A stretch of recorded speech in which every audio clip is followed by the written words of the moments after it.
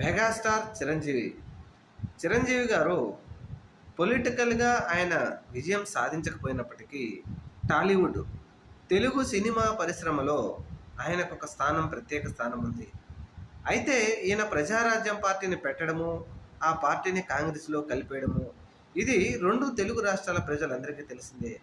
ఆ తర్వాత మౌనం వహించినటువంటి చిరంజీవి గారు 2024 సార్వత్రిక ఎన్నికల్లో కూటమి ప్రభుత్వం విజయం సాధించిన తర్వాత ఉప ముఖ్యమంత్రిగా తన తమ్ముడు కొణిదెల పవన్ కళ్యాణ్ గారు అయిన తర్వాత ఆయన వ్యవహరిస్తున్న తీరు చూస్తే ఇలాగ కూడా మారవచ్చా అని చాలామంది పెదవి విరుస్తూ ఉన్నారు.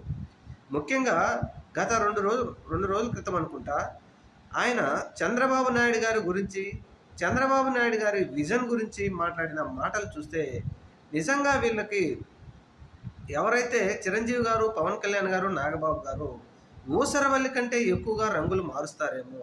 ఎందుకంటే ఒకప్పుడు ప్రజారాజ్యం పార్టీ పెట్టినప్పుడు చంద్రబాబు నాయుడిని దుమ్మెత్తి పోసినటువంటి అన్నదమ్ములు అందరూ ఇప్పుడు మళ్ళీ, ఎందుకంటే కాంగ్రెస్ పార్టీకి రాజీనామా చేయకుండానే చంద్రబాబు నాయుడు పక్కన కూర్చొని చిరంజీవి గారు ఆయనను పైకి జాకీలు పెట్టి లేపుతున్నారు ఈ అన్నదమ్ములు. అంటే ఏంటిది? తెలుగు పరిశ్రమలో హీరోగా ఉన్నటువంటి చిరంజీవి గారికి మరి ఎందుకు ఈ అవసరం వచ్చింది? పవన్ కళ్యాణ్ గారంటే ఒక రాజకీయ పార్టీగా వారు కూటమిలో ఉన్నారు కాబట్టి ఆయన ఏదైనా మాట్లాడొచ్చు. కానీ చిరంజీవి గారికి ఏం అవసరం? అంటే రాబోయే రోజుల్లో రాజకీయంగా ఏదైనా పెనుమార్పులు వస్తున్నాయని చెప్పేసి ఇప్పుడు పెద్ద ఎత్తున ఒక చర్చ అయితే సోషల్ మీడియాలో జరుగుతూ ఉంది. చూద్దాం మరి రాబోయే రోజుల్లో ఏం జరుగుతుంది.